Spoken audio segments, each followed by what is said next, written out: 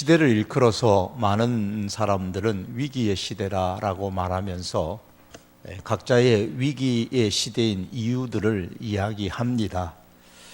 그 가운데 세계 미래 보고서라는 책에 보면 특별히 한국의 미래 위기에 대하여서 전망하고 있는 기록들을 볼 수가 있습니다. 거기에 보면 이런 내용이 나옵니다. 한국 인구는 2023년에 정점을 찍고 2050년에는 3,500만 명으로 줄어든다. 전 세계적인 고령화 추세 속에 한국은 그 속도가 가장 빨라서 인구의 절반이 65세 이상의 고령 인구로 의료복지 비용이 국가 예산의 70%를 차지한다. 이 2050년에 일어날 전망입니다. 출산율 정점을 찍은 2020년 이후 아이 울음소리가 사라진 대한민국은 2050년이 되면 출산율 최저, 자살률 최고 등의 수치를 수시로 경신하게 될 것이다. 2050년이 되면 학력 인구도 줄어들어 80%의 초중고등학교가 사라지거나 제대로 운영되지 않을 것이다.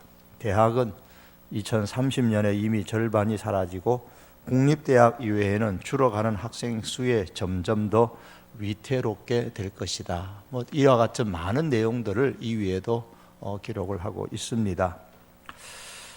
저는 이런 정치나 경제, 사회 이런 면에 있어서 국가의 위기에 대해서 잘 알지도 못하고 또 말씀드리고 싶은 생각도 없습니다. 다만 한 가지 위기에 대해서 말씀드리고 싶은 것은 지금은 영적인 위기고 복음의 위기의 때라는 겁니다. 이 복음의 위기, 영적인 위기는 한국 경제나 사회 또는 북한과 관련된 국제 정세의 변화 등에 의한 것이 아니고 우리 안에 내면의 문제로 말미암아 생기는 것입니다.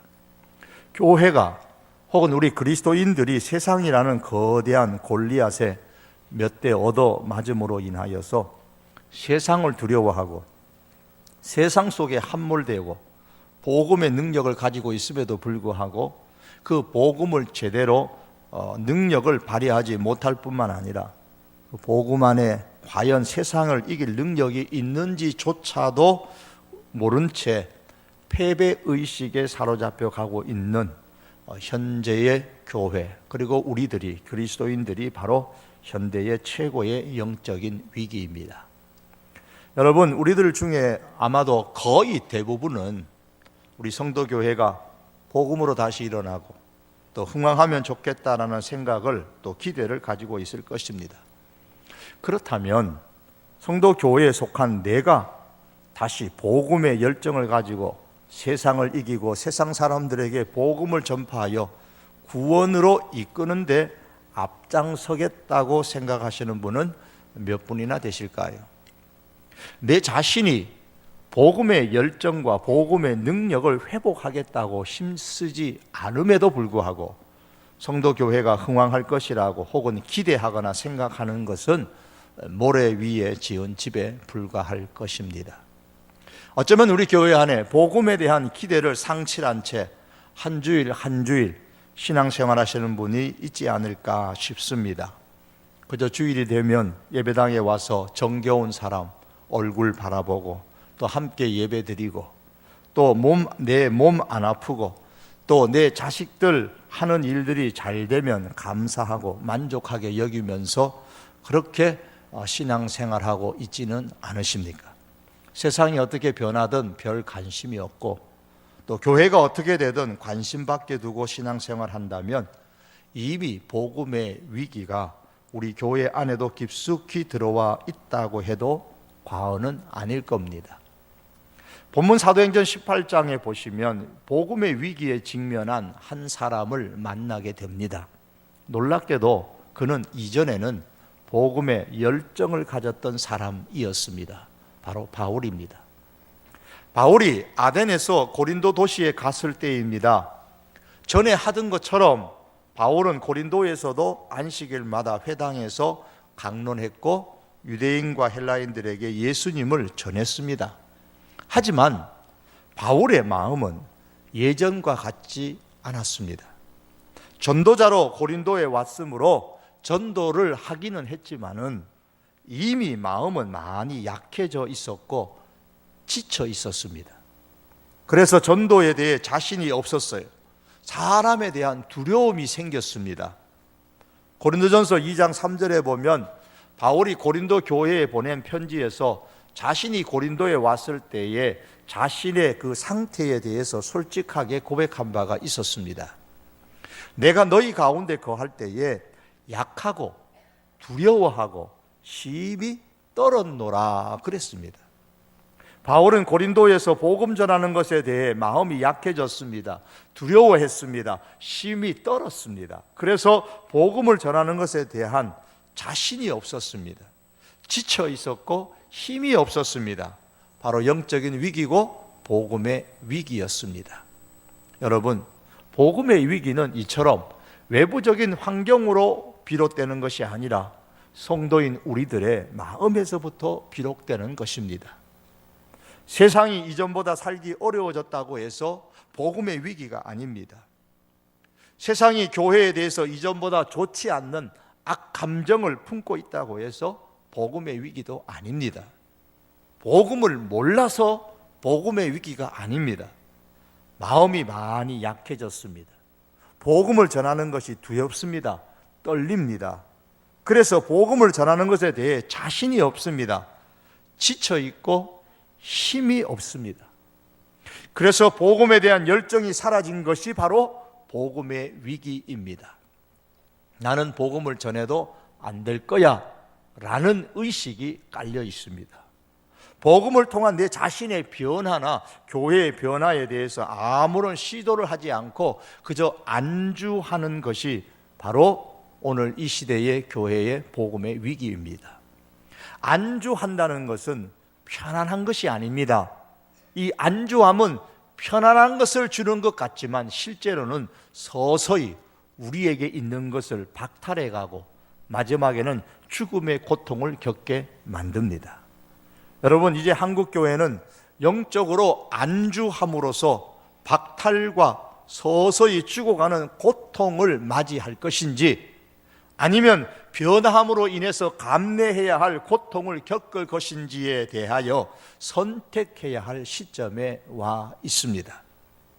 한국 교회와 성도 교회의 미래는 분명히 하나님 안에 있습니다. 하지만 동시에 우리의 선택 안에 있기도 합니다. 여러분, 이 복음의 위기 어떻게 극복할 수 있을까요? 우리가 무엇을 선택해야 이 복음의 위기를 극복할 수가 있을까요? 결론적으로 말해서 다시 복음을 말해야 합니다. 다시 복음을 전해야 합니다. 바울이 마음이 약해지고 지치고 두려워하고 심히 떨고 있을 그 밤에 환상 가운데서 주님께서 바울에게 말씀하셨지요.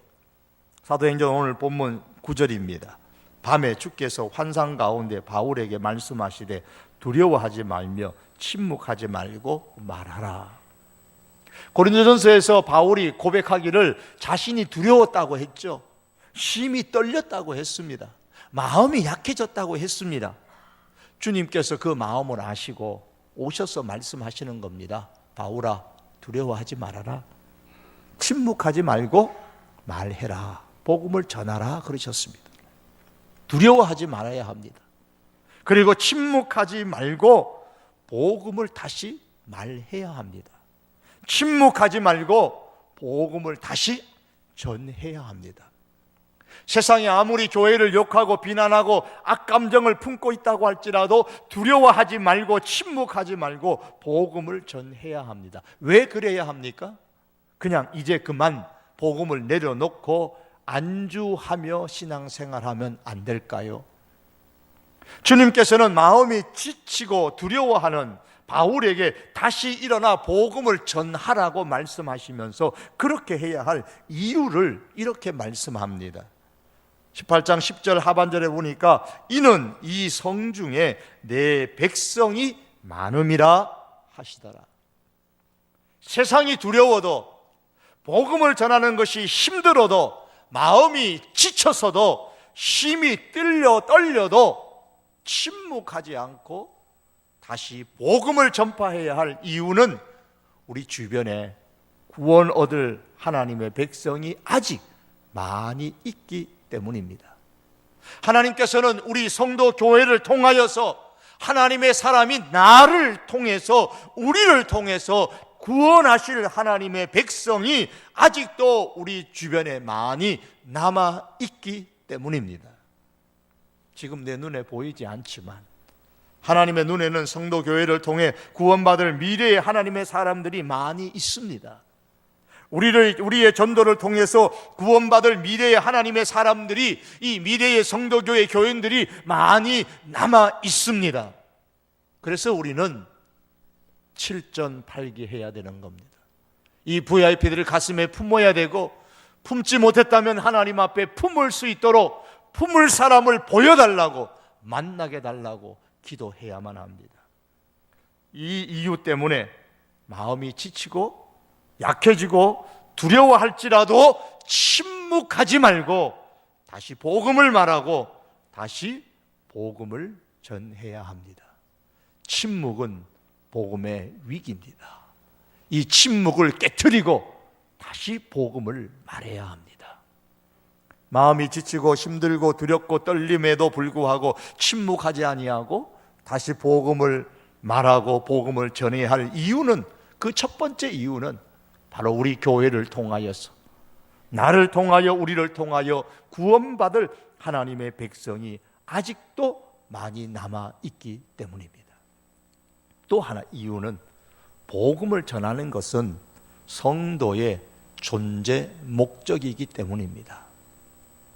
세상에 있는 것은 무엇이든지 그 존재 목적이 사라지게 되면 갈 곳은 한 곳밖에 없습니다. 쓰레기장밖에 없죠. 여러분, 아무리 비싸고 좋은 인공지능이 되는 세탁기를 사시든지 냉장고를 사시든지 텔레비전을 사시든지, 세월이 흘러서 그 존재 목적이 사라지게 되면 그때부터는 오히려 골칫덩어리입니다. 그렇게 처음 살 때는 새 것 좋았는데 이제 못 쓰게 되면 골치죠. 버려야 합니다. 갈 곳은 쓰레기장밖에 없습니다. 사람도 그렇습니다. 그 존재 목적이 사라지는 순간에 폐품이 되고 맙니다. 성도의 존재 목적은 예수님의 증인이 되는 것입니다.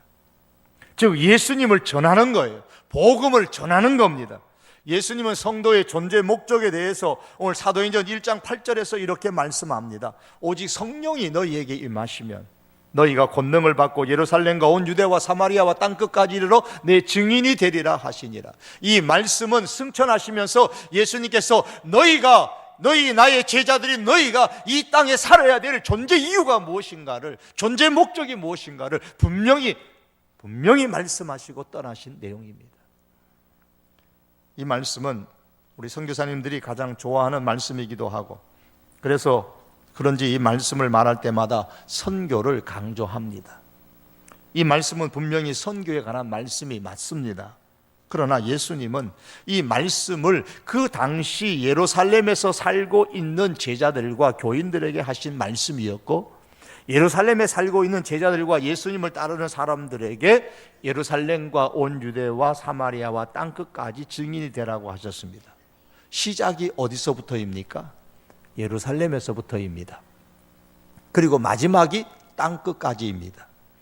그러므로 이 말씀은 선교에 관한 말씀이기 이전에 내가 살고 있는 삶의 현장에서 복음을 전하라는 전도의 말씀입니다. 사도행전 2장에 보면 제자들이 성령 충만을 받았을 때에 가장 먼저 땅끝으로 달려갔습니까? 로마로 달려갔습니까? 아니면 사마리아로 달려갔습니까? 아닙니다. 성령의 충만을 받고 자기 집 밖으로 나가서 자기들이 살고 있는 동네, 자기들이 살고 있는 그 도시에서 가장 먼저 복음을 전하며 전도했습니다. 물론 우리는 땅끝까지 복음을 전해야 합니다. 선교해야 합니다. 예루살렘에서도 복음을 전하고 땅끝까지에도 복음을 전해야 됩니다. 그러나 시작은 항상 예루살렘부터입니다. 도스토옙스키의 소설 가운데 까마라조포의 형제들이라는 책에 보면 이런 글이 나옵니다. 나는 온 인류를 위해서 십자가에 못 박힐 용의가 있다. 그러나 거지와 함께 오늘 하룻밤을 잘 수는 없다 라는 이야기가 있습니다. 온 인류를 위해서 십자가에 못 박힐 용기가 있으니 얼마나 대단합니까? 그렇지만 오늘 거지와 함께 하룻밤을 잘 수는 없다고 했습니다. 큰 명목을 가진 사랑은 할 수 있겠지만 고통받는 사람을 향하여서 지금 여기서 직접 내 손과 내 발을 움직이는 사랑은 할 수 없다는 겁니다. 복음에 대해서도 이렇게 생각하는 사람들이 많이 있습니다. 세계 선교라는 큰 명목에 대해서는 기꺼이 동참할 수 있지만 때로는 선교 여행을 가기도 하고 때로는 선교 아우리치를 떠나기도 하고 세상을 품기도 합니다. 하지만 내 동네, 내 직장, 내 교회 근처의 사람들에게 전도하는 것은 할 수 없다고 생각하는 사람들이 있습니다. 예수님은 땅끝까지 복음을 전해야 한다. 하지만 예루살렘에서부터 시작해야 한다고 말씀하셨습니다. 그러므로 다시 복음으로 돌아가 복음을 말하고 복음을 전하려면 땅끝까지 가서 복음을 전하기 전에, 사마리아로 가서 복음을 전하기 이전에, 온 유대 땅으로 가서 복음을 전하기 이전에 내 집 근처에서, 내 교회 근처에서부터 복음을 전하는데 열심을 가져야 합니다. 사랑하는 성도 여러분, 우리 성도교회는 땅끝까지 선교하는 교회가 되어야 하고 선교 중심의 교회가 되어야 합니다. 이것이 우리 성도교회가 지향하는 큰 방향입니다. 성도교회 비전 선언문에 보면 성도교회는 성령의 능력으로 세계를 품어 선교하는 행복과 기쁨이 넘치는 믿음의 공동체입니다 라고 했습니다. 이것이 바로 하나님의 소원이고 예수님의 소원이고 성령님의 소원이시기 때문에, 이것이 성경적 교회의 사명이기 때문에 우리 성도교회는 선교 중심의 교회가 되어야 합니다. 그러나 선교 중심의 교회가 되기 위해서는 비록 바로 지금 예루살렘에서부터, 내가 살고 있는 장소에서부터 전도하는 전도 중심의 교회가 되어야 합니다. 예루살렘에서 전도하는 지역 복음화에 대한 열정이 식어지게 되면 세계 복음화를 위한 선교의 힘도 약해지게 됩니다. 예루살렘 교회가 예루살렘에서 열심히 복음을 전했을 때에 하나님은 그런 예루살렘 교회에게 세계 선교에 대한 비전을 주셨고 왕성하게 세계 선교의 주역이 되게 하셨습니다. 예루살렘에서 복음을 전파하는 그 열정이 온 유대 땅으로, 사마리아 땅으로, 그리고 땅끝까지 퍼져나갔습니다. 믿음으로 인해서 핍박을 당했지만 그 핍박이 그들의 복음의 열정을 막지를 못했습니다. 사도행전 8장 1절에 보면 그날에 예루살렘에 있는 교회에 큰 핍박이 있어 사도 외에는 다 유다와 사마리아와 모든 땅으로 흩어지니라고 했습니다. 그리고 그 흩어진 사람들은 8장 4절에 가니까 흩어진 사람들이 두루 다니며 복음의 말씀을 전했다고 했습니다. 예를 들어 대표적인 빌립 안수지사님은 사마리아 땅으로 가서 복음을 전하고, 아소도로 가서 복음을 전하고, 요빠로 가서 복음을 전하고, 가이사라에 이르기까지 온 유대 땅으로 다니면서 복음을 전했습니다. 베드로는 성령의 인도하심으로 받아 가이사라에 있는 이방 사람 백부장에게 가서 복음을 전했습니다. 사도행전 11장 19절에 보면 흩어진 사람들이 베네게와 구브로와 안디옥까지 이르러 복음을 전했습니다. 그리고 유대인뿐만 아니라 그 중에 구브로와 구레네 몇 사람이 안디옥에 이르러 헬라인에게도 말하여 주 예수를 전파하였다고 했습니다. 이렇게 해서 안디옥 교회는 생기고 안디옥 교회로부터 본격적인 세계 선교의 시대가 열려지게 됐습니다. 지역 복음화의 그 열정이 세계 복음화의 열정을 일으켰습니다. 그런데 오늘에 와서 예루살렘은 어떻게 되었습니까? 예루살렘 성전이 있는 그 자리에 회교의 모스코 사원이 찬란하게 들어서 있습니다. 멋있게 들어서 있어요. 예루살렘의 지역 복음화에 대한 복음의 열정을 잃어버린 이스라엘은 세계 선교의 자리에서 더 이상 주역이 되지 않습니다. 밀려나 있습니다. 지금은 그 어떤 선교 보고서에서도 이스라엘이 세계 선교의 주역이라고 말하지 않습니다. 한국교회 초창기에는 평양을 비롯해서 저 북녘 땅에 특히 복음이 왕성했습니다. 어느 책에 보니까 1901년 6월 13일자 그리스도신문의 통계를 제시하는 것을 봤는데, 그 통계에 의하면 1900년 현재의 우리 장로교회 교인이 13,469명인데 이 중에 서울이 3,318명, 부산이 156명, 대구가 40명, 그런데 평양은 55명. 평양이 서울에 비해 3배 정도가 많고 부산과 대구에 비하면 그 숫자가 엄청 많았습니다. 한국 북부지방 이 북녘의 이 북녘 땅의 선교는 세계에서 보기 드물 정도로 놀라운 성공을 거둔 사례 가운데 하나라고 했습니다. 그 중에 평양은 북한 지역의 영적 각성을 주도하는 구심점 역할을 감당하고 있었습니다. 영적 각성 운동이 북부 지역에 저변 확대되면서 평양은 한국 교회를 이끄는 중심 세력으로 발돋움했습니다. 그러나 그 땅에 공상 정권이 들어서고 그 땅 이제 6.25 전쟁이 일어났습니다. 전쟁이 복음의 열정을 식게 했습니까?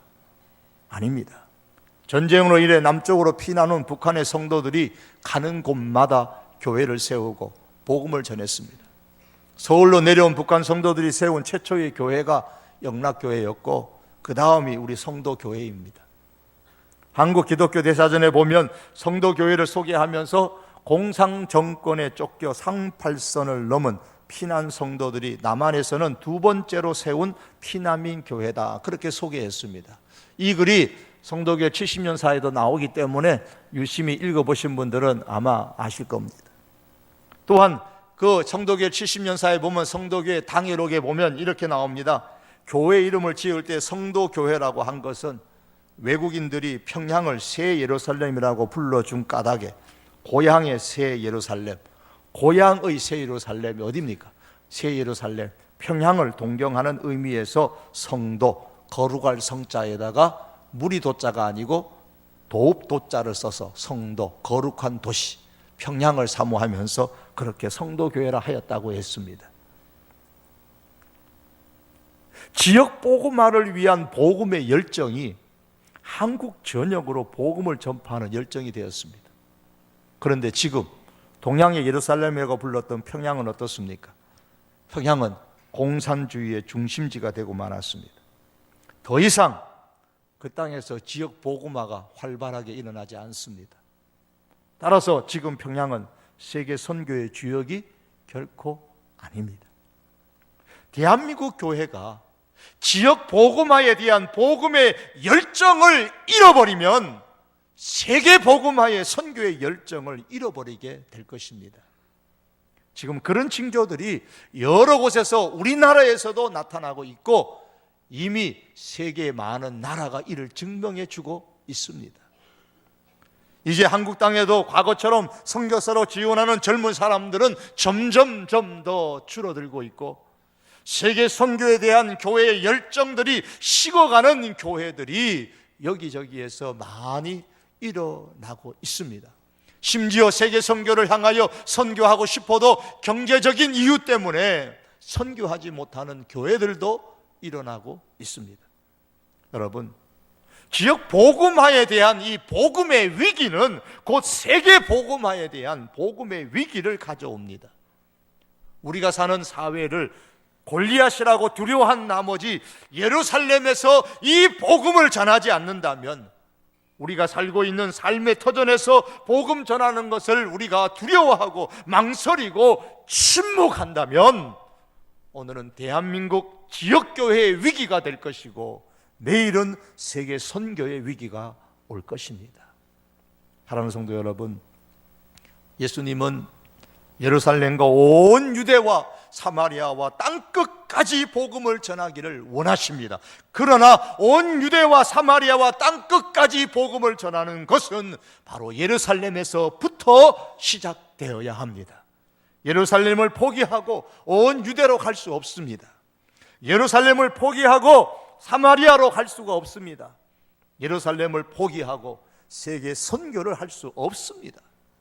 지역 복음화와 민족 복음화와 세계의 이 복음화는 동시에 해야 할 예수님의 3대 복음화의 핵심입니다. 그 가운데서도 민족 복음화와 세계 복음화는 지역 복음화에서부터 시작되어져야만 됩니다. 그런데 지금 우리에게는 이 지역 복음화가 실종 위기에 놓여 있습니다. 1884년 이 땅에 와서 선교했던 언더우드 선교사가 첫 번째 한국 땅에 왔을 때에 하나님께 이런 기도를 드렸습니다. 문헌에 보면 이런 내용이 나옵니다. 조선의 마음이 보이질 않습니다. 그리고 저희가 해야 할 일이 보이지 않습니다. 그러나 순종하겠습니다. 겸손하게 순종할 때 주께서 일을 시작하실 줄 믿습니다. 또한 그 하시는 일을 영적인 눈으로 볼 수 있는 날이 올 것입니다. 믿음은 바라는 것들의 실상이요 보지 못하는 것들의 증거니 이 말씀을 따라 조선의 앞날을 볼 수 있게 될 것을 믿습니다. 지금은 우리가 서양 귀신, 양귀자라고 불리며 양귀신이라고 불리며 손가락질 받고 있사오나 자신들과 우리 영혼이 하나임을, 하나나라의 한 백성, 한 자녀임을 알고 눈물로 기뻐할 날이 있음을 믿습니다. 학교도 없고 그저 경계와 의심과 멸시와 천대만이 가득한 곳이지만 이곳이 머지않아 은총의 땅이 되리라는 것을 믿습니다. 오직 제 믿음을 지켜주소서.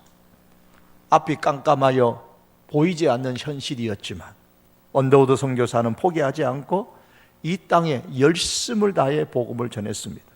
그 결과 그의 기도대로 이 대한민국이 은총의 땅이 되었습니다. 사랑하는 성도 여러분, 언더우드가 조선 땅을 처음 바라보며 앞이 깜깜했지만 그래도 아직 우리는 언더우드가 바라보는 것만큼 조국 땅이 깜깜하지 않습니다. 이미 조국 땅에는 이제 수많은 교회가 있고 이미 이 한국 땅에는 수많은 성도들이 있습니다. 우리들이 있습니다.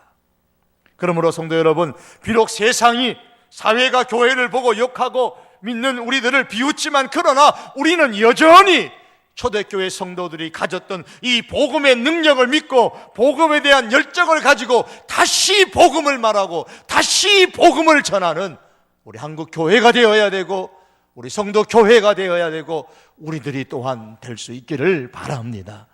말씀을 맺겠습니다. 복음을 생각하면 그저 마음이 지치고 힘들고 두렵고 떨리는 이런 일들이 이제 한국 교회 안에 이미 널리 퍼져 있습니다. 몇몇 교회에만 일어나는 문제가 아닙니다. 몇몇 허약하고 문제가 많은 교회에만 나타나는 현상이 아닙니다. 복음의 위기입니다. 이 복음의 위기를 극복하기 위해서 우리는 다시 고린도 도시에서 복음의 위기를 맞이한 이 바울을 향하여 말씀하셨던 그 주님의 말씀을 다시 한번 기억하고 붙잡아야 합니다. 주님의 말씀을 기억하고 다시 복음으로 돌아가야만 합니다. 침묵하지 말고 다시 복음을 말하고 다시 복음을 전해야 합니다. 그 이유는 우리 교회를 통하여 나를 통하여 우리를 통하여 구원받을 하나님의 백성이 아직도 이 땅에 많이 남아있기 때문입니다. 아직도 이 도시에 우리 주변에 많이 남아있기 때문입니다. 또한 복음을 전하는 것은 우리 성도의 존재 목적이기 때문입니다. 그러므로 사랑하는 성도 여러분, 우리가 지금 있는 삶의 자리에서 우리의 손과 발과 입과 삶을 움직여서 어제가 아니라 내일이 아니라 바로 지금 오늘이라는 이 시간에 우리의 연약함을 깨닫고 하나님께 무릎 꿇고 기도하고 성령의 힘으로 우리가 때를 얻든지 못 얻든지 나아가서 침묵하지 않냐고 다시 복음을 말하고 다시 복음을 전파할 수 있기를 바랍니다.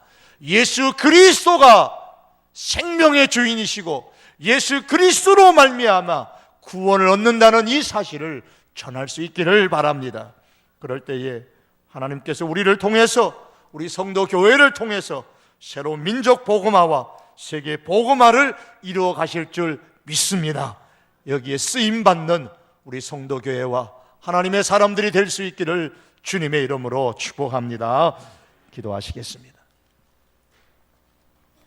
하나님, 다시 복음입니다. 세상에는 거대한 골리앗 앞에서 많이 지치고 힘들고 떨리고 두려워하는 이 시대, 이 교회, 하나님 긍휼히 여겨주시고 불쌍히 여겨주셔서 다시 한번 내가 너와 함께 할 테니 침묵하지 말고 말하라. 주님의 이 음성이 우리 각자의 심령에 들리는 하나님의 말씀이 되게 하여 주시옵소서. 그래야 우리의 삶의 현장에서 때를 얻든지 못 얻든지 하나님 앞에 무릎 꿇고 순종하며 다시 복음을 말하고 다시 복음을 전하며 예수님만이 유일한 생명의 주인이시고 구원자이심을 전할 수 있는 저희들 되게 하여 주시옵소서.